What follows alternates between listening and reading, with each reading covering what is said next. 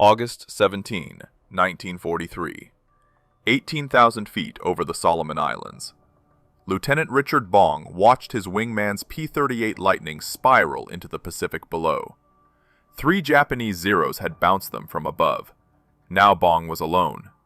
The lead Zero closed on his tail. He had perhaps 4 seconds before 20mm cannon fire tore through his aircraft.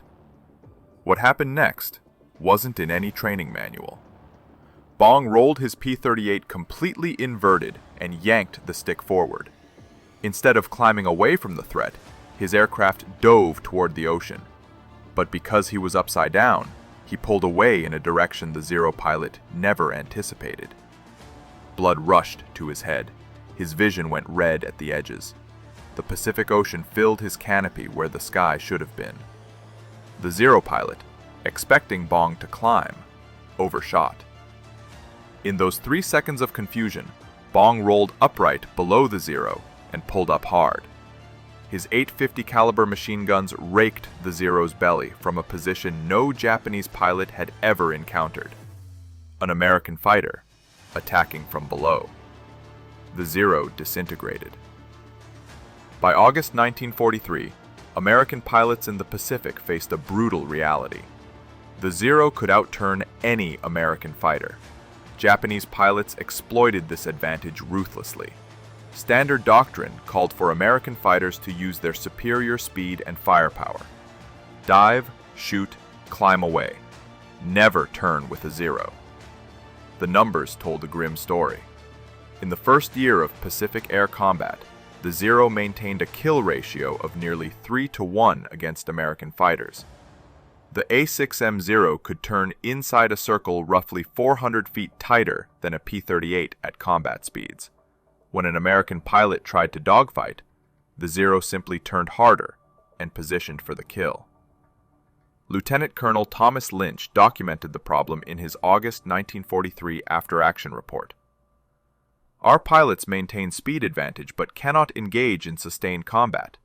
The moment we slow down or turn, the Zero has us. We trade 1 kill for every 3 losses in turning fights. The P-38 Lightning brought advantages.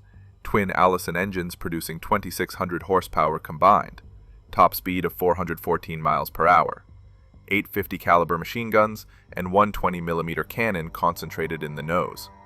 A P-38 pilot who kept his speed could devastate Zeros in a single pass. But combat rarely allowed perfect conditions. Japanese pilots had been fighting since the late 1930s over China. They understood energy management at an expert level. They knew exactly how to force American pilots into situations where the Zero's turning ability became decisive. A common Japanese tactic involved 1 Zero acting as bait, flying straight and level, appearing vulnerable. When an American pilot committed to the attack, 2 more Zeros would drop from above, or slide in from the flanks. The American fighter was suddenly defensive, and defensive meant entering a turning fight, which meant the Zero's advantages became overwhelming.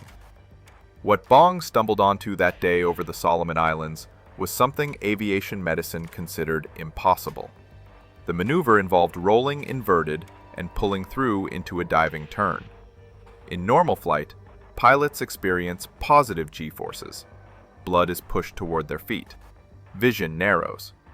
At around 5 to 6 Gs, many pilots experience grayout or blackout. But when a pilot rolls upside down and pulls the stick forward, he experiences negative Gs. Blood rushes to the head. The effect is called redout, because the visual field literally turns red as blood vessels in the eyes engorge. Aviation medicine in 1942 suggested humans could barely tolerate negative G-forces. Studies indicated that even -2 Gs caused severe discomfort, disorientation, and potential retinal damage. Official guidance recommended avoiding negative G flight entirely. But these studies were conducted in controlled environments, with test pilots who weren't being shot at. Combat created different mathematics. A pilot experiencing 2 seconds of readout vision but escaping a Zero's gun solution survived. A pilot who maintained perfect positive G flight but stayed in the Zero's crosshairs died. The choice wasn't comfortable versus uncomfortable. It was temporary blindness versus permanent death. The physics behind why the inverted dive worked involved energy management and opponent prediction. When a Zero pilot achieved a tail position, he anticipated the target would either try to outturn him, which was impossible, or attempt to climb away, which bled the American aircraft's energy and made it an easier target. The inverted dive did neither. It converted altitude into speed in a vector the Zero pilot didn't expect. More importantly, if the Japanese pilot attempted to follow through the maneuver, his aircraft faced structural limitations.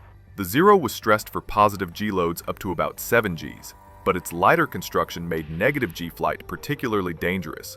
Pulling negative Gs in a Zero risked structural failure or engine problems because the aircraft's systems weren't designed for sustained inverted flight. The P-38's twin Allison engines had another advantage in negative G flight. Unlike single-engine fighters with carbureted engines which could experience fuel starvation during inverted maneuvers, the P-38's engines used different fuel systems that functioned more reliably under negative G loads. This wasn't a designed feature. Lockheed engineers weren't planning for inverted combat tactics, but it became operationally significant. A P-38 pilot could maintain power through an inverted dive while some pursuing aircraft might experience momentary power loss, widening the separation. The human body's tolerance for negative G-forces turned out to be higher than medical literature suggested, provided the exposure was brief. Pilots reported that the redoubt effect lasted only a few seconds during a properly executed split S maneuver. Vision returned as the aircraft transitioned back to positive G flight during the pullout. The discomfort was intense. Headaches, facial petechiae, bloodshot eyes, but survivable. Several pilots noted in debriefings that they'd rather endure a splitting headache back at base than a proper burial at sea. The informal risk assessment was simple. Negative G maneuvers hurt, but Japanese cannons hurt worse. Major Thomas Lynch of the 39th Fighter Squadron, flying P-38 Lightnings out of Port Moresby, New Guinea, was the first pilot documented to have used the inverted dive tactic deliberately rather than instinctively. On April 11, 1943, Lynch led a 4-plane patrol over the Huon Gulf when his formation encountered 8 Zeros at 20,000 feet.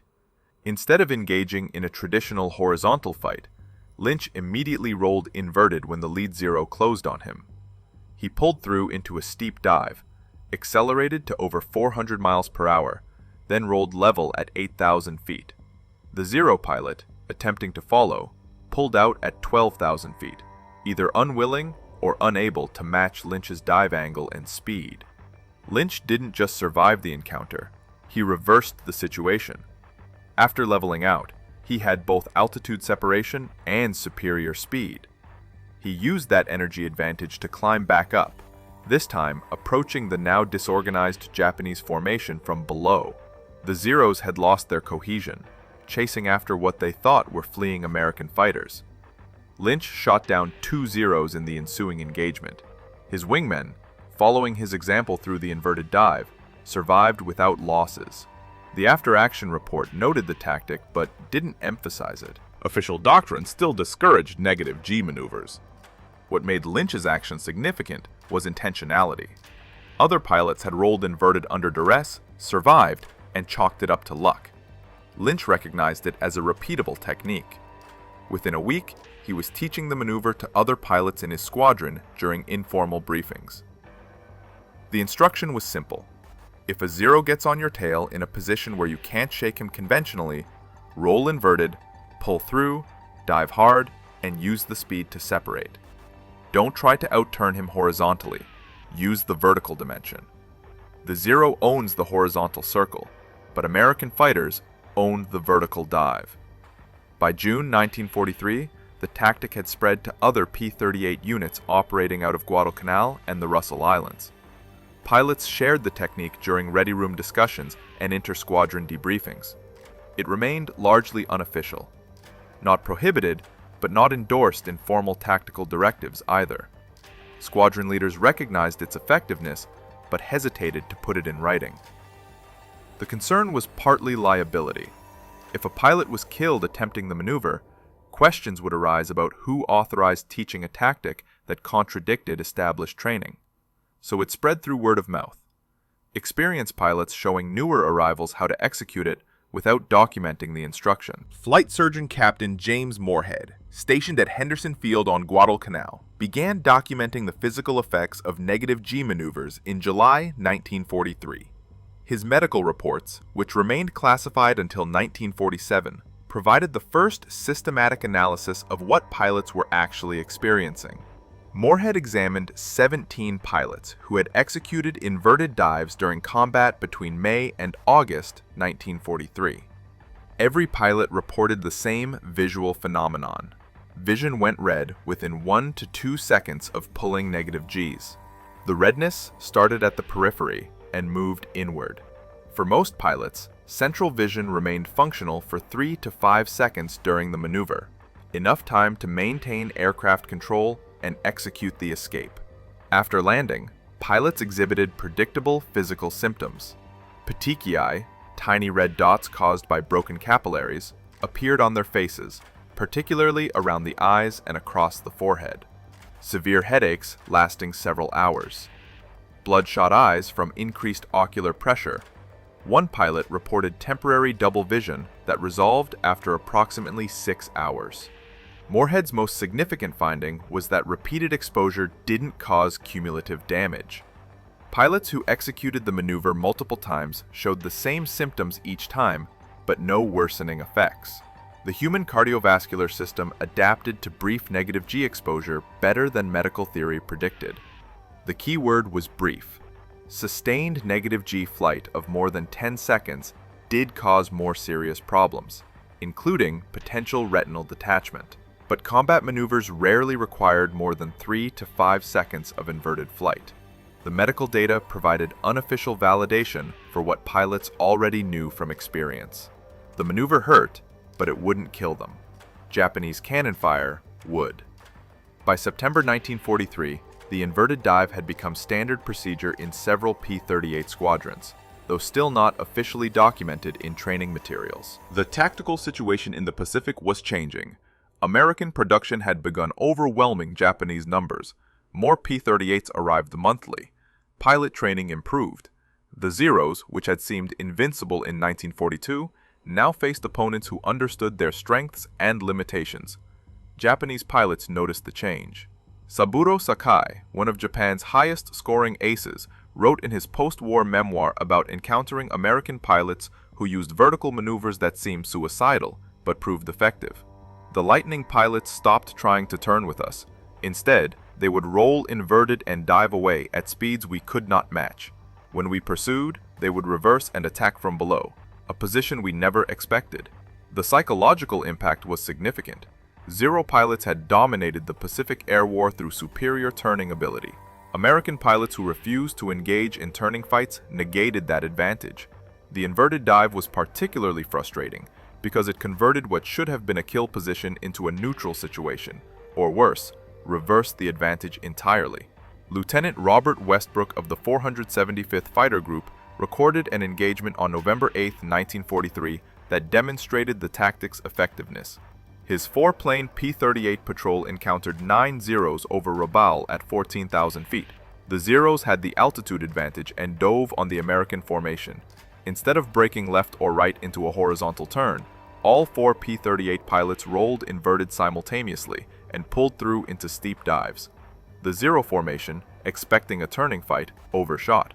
The P-38's accelerated to over 420 miles per hour in the dive, opening separation from the Zeros.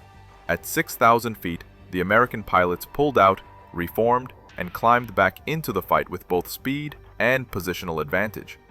The Zeros, now at lower altitude and having burned energy in their initial attack, couldn't regain advantage. Westbrook's flight shot down 3 Zeros without losses. His after-action report specifically credited the inverted dive with preventing what would have been a disadvantageous engagement. The tactic's effectiveness came from exploiting multiple factors simultaneously: speed separation, altitude conversion, opponent disorientation, engine reliability under negative G loads, and perhaps most importantly, pilot willingness to endure temporary physical discomfort for tactical advantage. That last factor proved decisive. American pilots learned they could tolerate the readout effect. Japanese pilots found that their aircraft handled poorly under negative G loads, discouraging pursuit through inverted maneuvers. By early 1944, the tactical balance in the Pacific had shifted dramatically. P-38 squadrons using vertical fighting tactics achieved kill ratios that reversed the earlier Japanese advantage.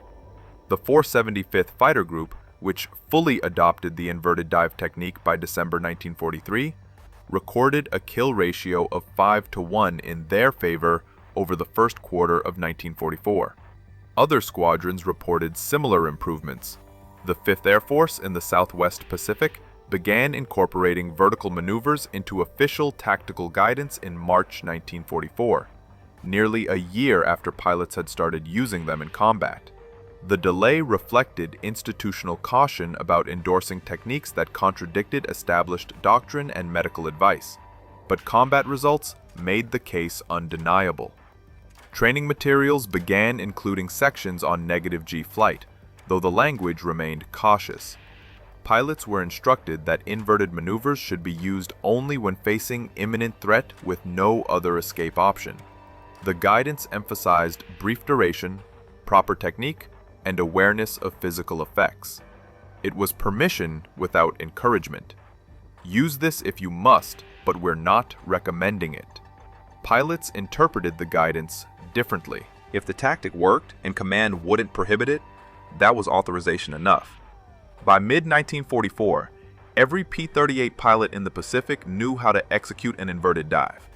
Many practiced the maneuver during training flights, despite official discouragement, because they understood that the first time executing it shouldn't be with a 0 on their tail. The physiological research continued. Flight surgeons documented that pilots could build tolerance to negative G-forces through repeated exposure. Similar to positive G-tolerance training, the body adapted. Blood vessel walls strengthened. Visual recovery time shortened with experience. Pilots who had executed 20 or more inverted dives reported less severe symptoms than those performing it for the first or second time. This created an experience advantage. Veteran pilots handled the maneuver more effectively than new arrivals. It became another skill that separated effective fighter pilots from those who didn't survive long enough to gain experience. Squadrons began informal mentoring, where experienced pilots would take new arrivals up and demonstrate the technique in controlled conditions before they needed it in combat. The inverted dive wasn't just a maneuver. It became part of P-38 fighting culture in the Pacific, a shared experience that connected pilots across squadrons. When pilots from different units met, they'd compare notes about their worst readout, their fastest dive speed, or the time the tactic saved their life. It created a esprit de corps built around tactical competence and shared suffering. Japanese pilots adapted, eventually. By late 1944, experienced Zero pilots learned not to follow P-38's through vertical maneuvers. They would break off pursuit when American fighters rolled inverted, knowing that attempting to follow was futile and potentially dangerous. This adaptation meant the tactic remained effective even after opponents understood it, because it still achieved its primary purpose: breaking contact and preventing the Zero from establishing a kill position. The evolution continued through the war's end. Pilots experimented with variations. Some used a half roll before pulling through, which reduced negative G exposure but required more altitude. Others combined the inverted dive with a barrel roll during the pullout, creating an unpredictable flight path. The basic technique spawned dozens of tactical refinements as pilots adapted it to different situations. By war's end, the inverted dive and related vertical maneuvers had become fundamental to American fighter tactics in the Pacific. The technique's legacy extended beyond World War II. During the Korean War from 1950 to 1953, American jet pilots rediscovered the principles their predecessors had developed over the Pacific. F-86 Sabre pilots facing Soviet-built MiG-15s found themselves in a situation similar to what P-38 pilots had experienced against Zeros. The MiG-15 could outturn the F-86 at most altitudes. Soviet and Chinese pilots exploited this advantage effectively. Captain Joseph McConnell, who became the top American ace of the Korean War with 16 confirmed kills, explicitly credited vertical fighting tactics learned from World War II veterans. In his debriefings, McConnell described using negative G dives to escape MiG attacks when caught in disadvantageous positions. The physics hadn't changed. The MiG pilot expected horizontal maneuvering. Rolling, inverted, and diving created separation and confusion. The jet era brought new complications. Jet engines of the 1950s sometimes experienced flameout during negative G flight, as fuel delivery systems struggled with inverted operation. F-86 pilots learned to keep their maneuvers brief, not just for physiological reasons, but for engine reliability. A 3 to 5 second inverted dive worked. Longer duration risked engine failure. Modern aviation medicine has extensively studied negative G forces since those early World War II observations. Research conducted by the United States Air Force School of Aerospace Medicine beginning in the 1960s confirmed what Richard Bong and his contemporaries discovered through necessity. Humans can tolerate brief negative G exposure of -2 to -3 Gs with minimal long-term effects. The visual phenomenon pilots called readout occurs because blood pressure in the cranial blood vessels increases dramatically under negative G loads. The small blood vessels in the eyes engorge, creating the characteristic red visual field. Recovery is rapid once positive G flight resumes. Modern understanding shows that permanent damage requires either very high negative G forces, above -5 Gs, or sustained exposure lasting more than 15 seconds. Combat maneuvers rarely approach those extremes. Fighter aircraft design evolved to accommodate negative G capabilities. The F-16 Fighting Falcon, introduced in the mid-1970s, incorporated fuel systems specifically designed to operate under negative G conditions. The aircraft's fly-by-wire flight control system allowed sustained inverted flight without the engine problems that plagued earlier jets. Negative G maneuvers became an expected part of the F-16's performance envelope rather than an emergency technique. At the Navy Fighter Weapons School, commonly known as Top Gun, instructors teach negative G tactical maneuvers as standard curriculum. The program, established in 1969 partly because American pilots in Vietnam struggled against more maneuverable MiG fighters, incorporates lessons learned across 5 decades of air combat. One of those lessons traces directions directly back to Richard Bong over the Solomon Islands in 1943. When your opponent has a turning advantage, use the vertical dimension. Modern fighter pilots train with specialized equipment that helps them understand their physiological responses to negative G flight. Centrifuge training exposes pilots to sustained negative G forces in controlled conditions, allowing them to recognize the symptoms and learn their personal tolerance limits. The visual effects, discomfort, and recovery times are documented and explained as normal responses rather than indications of system failure. The F-22 Raptor and F-35 Lightning II, America's most advanced fighters, both incorporate thrust vectoring and advanced flight control systems that allow sustained high negative G maneuvers. These aircraft can maintain -3 to -4 Gs for extended periods without engine problems or control complications. What Richard Bong achieved through desperate improvisation is now a program capability in fifth-generation fighters. The basic human factors haven't changed. Pilots still experience redoubt. Blood still rushes to the head. The discomfort remains. But modern pilots understand the phenomenon, train for it, and know it doesn't indicate danger. That psychological shift, from viewing negative G flight as potentially fatal to seeing it as merely uncomfortable, represents a fundamental change in fighter tactics. The spread of this tactical knowledge illustrates how combat innovation occurs. Official doctrine and engineering typically lag behind what pilots discovered through necessity. Richard Bong didn't consult medical literature or engineering specifications. He rolled inverted because dying seemed worse than temporary blindness. That calculation, repeated by thousands of pilots over decades, gradually changed fighter tactics worldwide. The inverted dive and related negative G maneuvers remain relevant in modern air combat despite technological advances. Contemporary air-to-air missiles have excellent tracking capabilities, but they still require positioning and timing. A fighter executing a sudden negative G maneuver creates tracking problems for both missile guidance systems and pursuing aircraft. The unexpected vector change forces the enemy to recalculate intercept solutions, buying valuable seconds.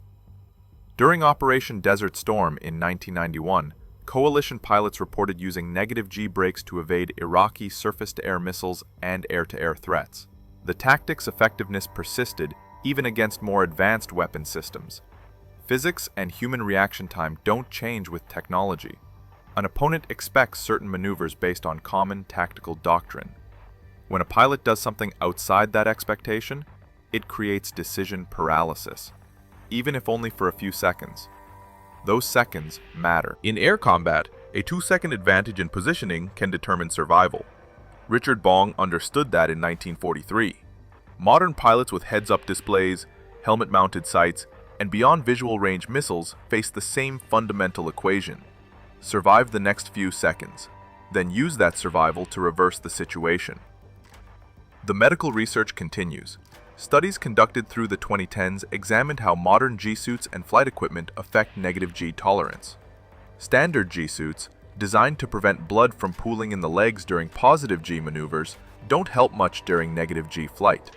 Some experimental systems attempted to restrict blood flow to the head during inverted flight, but pilot acceptance was poor. The equipment added complexity without providing benefits proportional to the additional weight and discomfort. Modern pilot training emphasizes that negative G maneuvers are tools in the tactical toolkit, not emergency-only techniques. New fighter pilots learn inverted flight during basic flight training, long before they encounter combat situations. This represents a complete reversal from the World War II era, when pilots discovered the technique independently and training materials discouraged it. The shift reflects broader changes in how military aviation approaches innovation.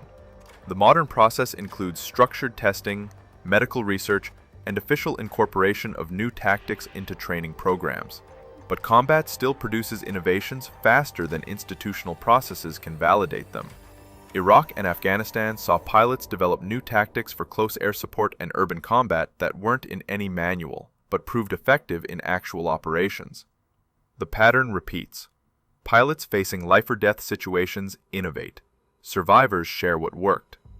Eventually, the innovation becomes doctrine. This cycle, from desperate improvisation to standard procedure, characterized how the inverted dive evolved from Richard Bong's split-second decision over the Solomon Islands to a fundamental element of modern fighter tactics. Richard Bong finished the war as America's top-scoring ace with 40 confirmed victories. He survived the Pacific Air War and returned to the United States in 1945. On August 6, 1945, the same day the atomic bomb fell on Hiroshima, Bong was killed test flying a P-80 Shooting Star jet fighter. Engine failure during takeoff. He was 24 years old. The irony wasn't lost on those who knew him. Bong had survived hundreds of combat missions, pioneered tactics that saved countless pilots, and faced Japanese fighters across 2 years of intense combat. He died testing a new aircraft in relatively safe conditions. Combat veterans understood. Flying was inherently dangerous whether facing enemy fire or not. The risks never truly disappeared. Major Thomas Lynch, who documented and systematized the inverted dive technique, didn't survive the war either. He was shot down over Taji, New Guinea on March 8, 1944, becoming one of over 33,000 American aircrew killed in the Pacific Theater. His tactical innovations outlived him by decades, incorporated into training programs and fighter doctrine without most students knowing his name. The pilots who developed these techniques rarely received credit in official histories. No medals were awarded for inventing new maneuvers. The Medal of Honor went to pilots who shot down multiple enemies in single engagements, not to those who figured out better ways to escape when outnumbered. But among pilots themselves, the tactical innovators held special status. They were the ones who found solutions that kept people alive. Flight surgeon James Moorhead continued his medical research after the war, eventually becoming one of the leading experts in aviation medicine. His classified wartime reports on negative G physiology provided the foundation for decades of subsequent research. When the Air Force established formal aerospace medicine programs in the 1950s, Moorhead's data informed the training protocols and safety standards. The broader tactical lesson from negative G maneuvers extended beyond specific aircraft or historical periods. Combat forces innovation in ways that peacetime training cannot replicate. The pressure of actual life-or-death decisions compresses learning timelines. What might take years to develop through systematic research and testing can emerge in weeks when pilots face it operationally. Military institutions struggle with this dynamic. Official doctrine requires validation through testing, safety analysis, and institutional approval. This process exists for good reasons. Untested tactics can get people killed as easily as effective tactics save them. But combat doesn't wait for official approval. Pilots improvise, and effective improvisations spread through informal networks faster than formal institutions can evaluate them. The inverted dive illustrated this tension perfectly. By all official measures in 1942 and early 1943, the maneuver should have been prohibited. Medical guidance suggested it was dangerous. No training program taught it. Engineering specifications for most aircraft didn't validate it. Yet pilots used it anyway, because the alternative was worse. This created a command dilemma. Squadron leaders and higher headquarters knew pilots were using the technique. They saw the survival rates improve. But officially endorsing something that contradicted established safety guidance created liability issues. The compromise was tactical ambiguity. Don't prohibit it, don't endorse it. Document the results, and let the medical and engineering staffs catch up with operational reality. By 1944, enough data existed to change official positions. The medical research showed the technique was survivable. Engineering tests confirmed that properly maintained aircraft could handle the stresses. Training programs began incorporating it, though cautiously. The institutional processes eventually validated what pilots had proven in combat a year earlier. Modern military organizations try to shorten that validation cycle. After-action reporting systems, rapid assessment protocols, and flexible training programs attempt to capture and disseminate tactical innovations faster. But the fundamental tension remains. Combat generates innovation faster than institutions can officially incorporate it. The inverted dive also demonstrated how tactical knowledge transfers across generations of pilots. The technique developed in World War II against Zeros influenced Korean War pilots facing MiGs, which informed Vietnam War tactics, which shaped training for Gulf War operations, which affected how contemporary pilots think about air combat maneuvering. Each generation refined the technique, adapted it to new aircraft and situations, and passed it forward. This continuity exists despite massive changes in technology. World War II pilots flew propeller-driven aircraft with mechanical controls. Modern pilots fly jets with computer-managed flight systems. But the underlying principles of energy management, opponent psychology, and physiological tolerance remain constant. A pilot from 1943 transported to 2024 would need extensive training on the equipment, but the tactical concepts would be immediately recognizable. Institutional memory preserves this knowledge. Fighter squadrons maintain traditions and unofficial histories that capture lessons beyond what appears in official documentation. When a new pilot joins a squadron, experienced pilots share stories about tactics that worked, pilots who innovated effectively, and situations where unconventional thinking saved lives. The inverted dive features in those stories, directly or indirectly, as an example of effective tactical innovation. The technique also illustrates human adaptability under stress. The physical effects of negative G flight are intensely uncomfortable. Headaches, visual distortion, nausea, disorientation. Every physiological signal tells the pilot this is wrong, dangerous, to be avoided. Yet thousands of pilots learned to ignore those signals because they understood the larger context. Temporary discomfort beats permanent death. That calculus requires a specific mental framework. It's not courage in the traditional sense. It's more analytical. Assessment of relative risks. Understanding that the body's warning systems evolved for different threats than high-speed aerial combat. Recognition that survival sometimes requires accepting short-term suffering to avoid long-term consequences. Modern fighter pilot training explicitly develops this mindset. Pilots learn that their instincts will sometimes be wrong in aerial combat. The natural response to seeing the ground rushing up is to pull back, climb away. But in certain situations, diving toward the ground creates escape opportunities. Training builds cognitive frameworks that allow pilots to override instinct when tactical analysis indicates a different action. This represents sophisticated decision-making under extreme stress. In the seconds available during air combat, pilots must assess the tactical situation, evaluate options, predict opponent responses, calculate relative risks, and execute maneuvers that may contradict instinct. The pilots who survive develop this capability. Those who don't rarely get a second chance to learn. The inverted dive became one element in a larger tactical repertoire. Effective fighter pilots mastered dozens of maneuvers, each applicable in specific circumstances.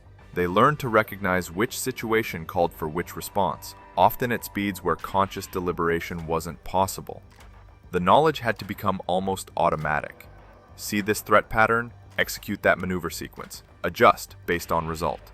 Building that automatic response requires extensive training and experience. Pilots in World War II typically needed 15 to 20 combat missions before their tactical decision-making became reliable. Modern pilots spend hundreds of hours in simulators and training aircraft before their first combat deployment, attempting to compress that learning curve. But combat still teaches lessons that simulation cannot fully replicate. The emotional stakes drive different learning. In training, mistakes mean embarrassment, negative evaluations, or, at worst, minor injuries. In combat, mistakes mean death. That reality focuses attention powerfully. Pilots remember combat lessons with a clarity that training lessons rarely achieve. The memory of executing an inverted dive with a 0 on the tail, feeling the redoubt effects, seeing the maneuver work, reinforces the technique far more effectively than any classroom instruction. Post-traumatic learning is real and powerful. Pilots who survived by using the inverted dive didn't need refresher training on the technique. The combination of fear, physical sensation, and successful outcome created indelible neural pathways. They could execute the maneuver years later with the same precision they demonstrated during that first desperate combat execution. This has implications for how fighter tactics develop. The most effective techniques often emerge from maximum stress situations where pilots had no time for detailed analysis. They acted on instinct, training, and immediate tactical assessment. When those actions succeeded, the success reinforced the behavior pattern. Other pilots observed or heard about it, tried it themselves, and either confirmed it worked or discovered its limitations. The decentralized evolution of tactics through this process creates robustness. No single theorist or test pilot determined that inverted dives were effective against zeros. Dozens of pilots independently discovered it worked. The technique survived and spread because it demonstrated effectiveness across varied conditions and situations. Natural selection in the most direct sense. Tactics that worked proliferated. Tactics that didn't got pilots killed and disappeared from the repertoire. Modern military organizations try to systematize this evolutionary process through structured experimentation and operational testing. Red flag exercises, training centers that replicate combat conditions, and after-action review systems all attempt to create environments where tactical innovation can emerge and be evaluated without actual combat. These systems work reasonably well. They've shortened the development cycle for new tactics considerably compared to historical patterns. But combat still produces surprises. Operations in Iraq and Afghanistan generated tactical adaptations that weren't predicted by training or doctrine. Close air support in urban environments, counter-IED operations, and integration of unmanned systems all required tactical innovations that emerged from operational necessity. The pattern holds. Combat demands solutions. Operators improvise.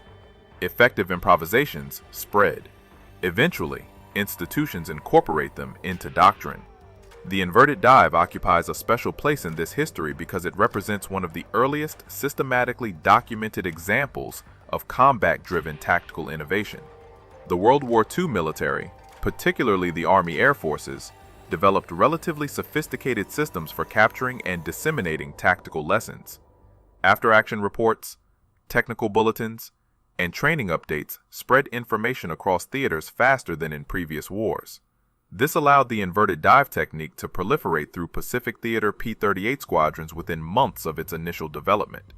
European theater pilots facing different opponents in different aircraft didn't adopt it as widely because the tactical situations differed. But the principle of vertical maneuvering to exploit aircraft performance advantages did transfer. Pilots facing FW-190s or ME-109s learned their own versions of using dive performance to escape disadvantageous situations. The technological convergence between different fighter generations shows how fundamental principles persist, even as equipment changes dramatically. A P-38 pilot from 1943 and an F-35 pilot from 2024 fly aircraft separated by 8 decades of technological development. Yet both understand that when facing an opponent with superior turning performance, vertical maneuvers provide escape options that horizontal maneuvering cannot. This knowledge transfer happens through multiple channels. Official training programs teach the techniques explicitly. Informal mentoring passes tactical wisdom from experienced to new pilots. Historical study provides context for why certain tactics developed and how they evolved. Together, these create institutional knowledge that survives personnel turnover and technology transitions. The Vietnam War provided another crucible for negative G tactics. American F-4 Phantom pilots faced North Vietnamese MiG-17s and MiG-21s that could outturn them in specific flight regimes. The F-4 was designed primarily as a missile platform, optimized for beyond visual range engagements. When forced into close-range dogfights, its size and weight created disadvantages against smaller, more maneuverable opponents. Navy Lieutenant Randy Cunningham, who became the first American ace of the Vietnam War with 5 confirmed kills, explicitly used vertical maneuvers, including negative G brakes, to escape disadvantageous situations against MiGs. In his engagement on May 10, 1972, where he shot down 3 MiG-17s in a single mission, Cunningham executed an inverted dive to separate from a MiG that had achieved a brief tail position. The tactic worked for the same reasons it worked against Zeros 30 years earlier. The MiG pilot expected horizontal maneuvering. The sudden vertical displacement created separation and confusion. Cunningham used that separation to reverse the situation and re-engage from advantage. The physics hadn't changed. The opponent's psychology hadn't changed. The effectiveness persisted. Vietnam also demonstrated how institutional knowledge can be lost and rediscovered. By the mid-1960s, many of the World War II and Korean War veterans who understood close-range aerial combat tactics had retired. Younger pilots trained in an era emphasizing missiles and radar-guided engagements. When forced into visual range dogfights, they lacked the tactical repertoire their predecessors had developed. This recognition led directly to the establishment of Top Gun and similar training programs. The Navy Fighter Weapons School opened in 1969 specifically to address the deficiency in air combat maneuvering skills. Instructors, many of whom were Vietnam veterans like Cunningham, taught techniques that traced lineage back through Korea to World War II. The inverted dive and negative G maneuvers were part of that curriculum. Modern Top Gun instruction includes specific modules on negative G tactical applications. Instructors teach the physiological effects, proper execution technique, and tactical situations where the maneuver provides advantage. Students practice it repeatedly in training aircraft before attempting it during adversarial training missions. The goal is building muscle memory and physiological tolerance so the technique becomes available under combat stress. The training also understands why the technique works. Modern fighter pilots need to comprehend opponent decision-making, missile kinematics, and radar limitations. Negative G maneuvers aren't just about escaping enemy aircraft. They also break radar locks, complicate missile tracking solutions, and create opportunities for counterattacks. The same physical maneuver serves multiple tactical purposes depending on the specific threat situation. Contemporary air combat adds layers of complexity that World War II pilots never faced. Modern fighters carry missiles with sophisticated guidance systems that can track targets through maneuvers that would have been impossible to follow with guns alone. Helmet-mounted sights allow pilots to point weapons without positioning the entire aircraft. Sensor fusion provides 360-degree awareness that eliminates many historical blind spots. Yet the fundamental advantage of unexpected maneuvering persists. Missile guidance systems, sophisticated as they are, still require time to process new flight paths. A sudden negative G dive creates tracking problems for both the missile seeker head and the enemy pilot's situational awareness. That brief window of confusion, seconds at most, can be sufficient to break the kill chain. The F-35 Lightning II incorporates design features that facilitate negative G flight as a deliberate capability rather than emergency technique. The aircraft's fly-by-wire flight control system maintains aircraft stability through maneuvers that would be uncontrollable in mechanically controlled aircraft. Fuel systems ensure engine operation regardless of aircraft orientation. The pilot's ejection seat is designed to function safely during inverted flight, addressing a safety concern that limited earlier aircraft. These engineering improvements reflect how tactical requirements drive aircraft design. Engineers designing the F-35 knew that pilots would need to execute negative G maneuvers during combat. The aircraft was built from the beginning to support that requirement, rather than pilots adapting aircraft not designed for it, as happened with the P-38. The physiological challenges remain. F-35 pilots still experience redoubt during negative G flight. Blood still rushes to the head, vision still distorts. Modern flight suits and life support systems don't eliminate these effects, they're managed rather than prevented. Pilots train to function despite them, accepting temporary discomfort as the price for tactical advantage. This acceptance represents the culmination of 8 decades of accumulated experience. World War II pilots discovered through necessity that negative G flight was survivable. Korean War pilots confirmed it under different conditions. Vietnam pilots relearned it after institutional forgetting. Modern pilots incorporate it as standard operating procedure. The technique evolved from desperate improvisation to validated capability. The broader lesson applies beyond negative G maneuvers specifically. Combat generates tactical innovation continuously. Effective militaries capture that innovation, validate it, incorporate it into training, and pass it forward to subsequent generations. The process isn't always smooth. Institutional resistance, risk aversion, and forgetting create obstacles, but over time, genuinely effective techniques survive and spread. Richard Bong's split-second decision over the Solomon Islands in 1943 started a chain of tactical evolution that continues today. He couldn't have known that the maneuver he executed to save his own life would eventually influence how fifth-generation stealth fighters engage opponents 8 decades later.